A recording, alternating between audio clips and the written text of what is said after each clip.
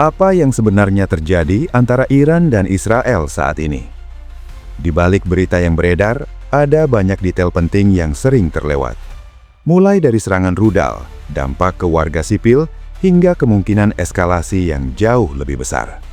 Dan jika dilihat lebih dalam, konflik ini mungkin jauh lebih serius dari yang terlihat.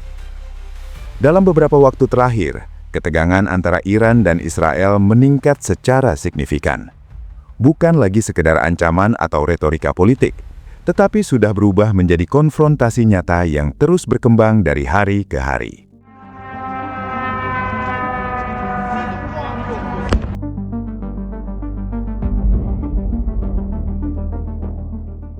Konflik ini memanas setelah serangkaian serangan besar menargetkan fasilitas penting di Iran, termasuk lokasi militer dan infrastruktur strategis.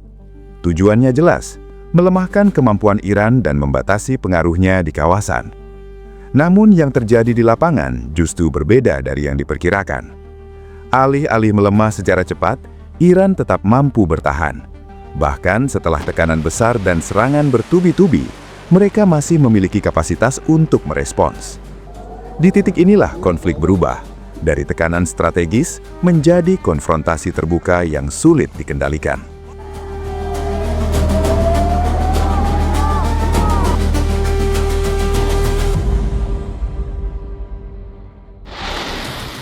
Sebagai balasan, Iran meluncurkan gelombang serangan ke wilayah Israel. Rudal dan drone diarahkan ke kota-kota besar seperti Tel Aviv dan Haifa. Langit dipenuhi sistem pertahanan udara yang bekerja hampir tanpa henti. Sebagian besar ancaman berhasil dicegat di udara, namun tidak semuanya. Dan setiap serangan yang berhasil menembus pertahanan langsung berdampak nyata di darat.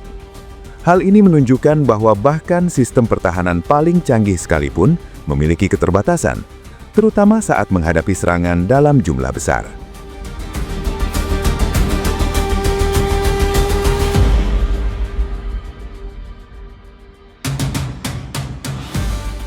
Beberapa rudal yang berhasil lolos menghantam kawasan permukiman dan infrastruktur penting.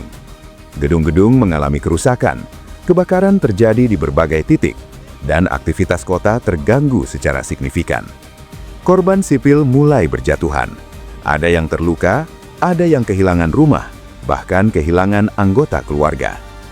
Situasi ini memperlihatkan bahwa konflik ini tidak lagi terbatas pada militer, melainkan sudah menyentuh langsung kehidupan masyarakat sipil secara luas.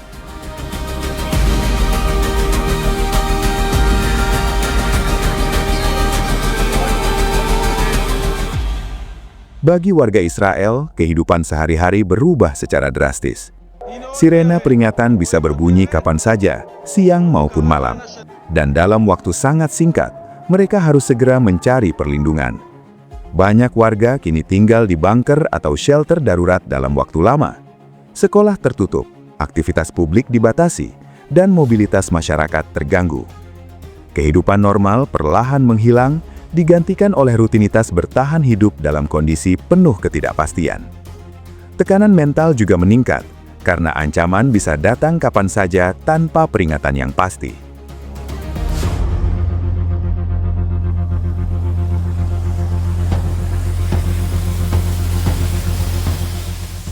Di tengah tekanan besar, Iran tetap menunjukkan bahwa mereka masih memiliki kapasitas militer yang signifikan.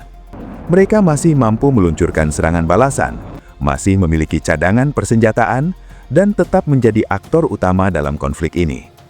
Selama bertahun-tahun, Iran mengembangkan kemampuan militernya secara bertahap dan konsisten. Dan dalam situasi konflik nyata seperti sekarang, hasil dari proses tersebut mulai terlihat. Ini bukan hanya soal menyerang, tetapi juga soal bertahan di bawah tekanan besar dari lawan yang kuat.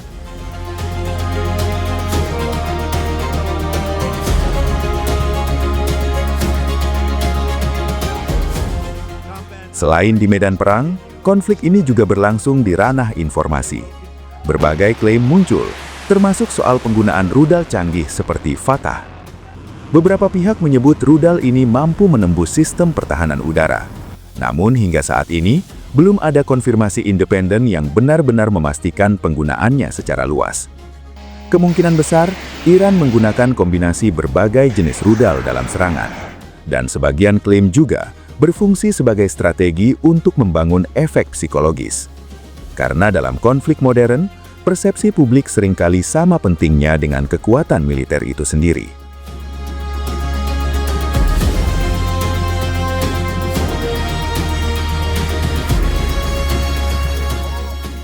Konflik ini dengan cepat menarik perhatian dunia internasional.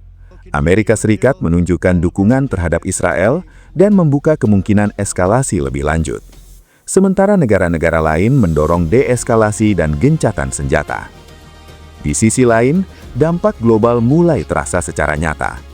Harga minyak mengalami kenaikan, pasar global bergejolak, dan jalur perdagangan internasional menghadapi potensi gangguan.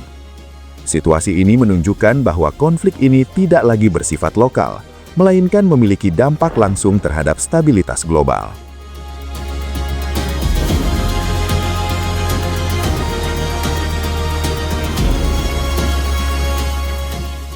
Kini pertanyaan terbesarnya adalah, kemana arah konflik ini akan bergerak? Apakah akan mereda melalui jalur diplomasi, atau justru berkembang menjadi konflik yang lebih luas? Jika eskalasi terus berlanjut dan keterlibatan negara besar semakin dalam, maka risiko konflik regional bahkan global menjadi semakin nyata. Namun satu hal yang pasti, konflik ini belum terakhir.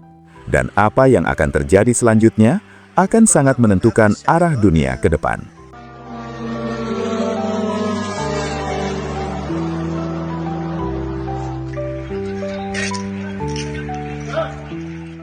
Untuk update terbaru seputar konflik ini, jangan lupa subscribe, like, dan bagikan video ini.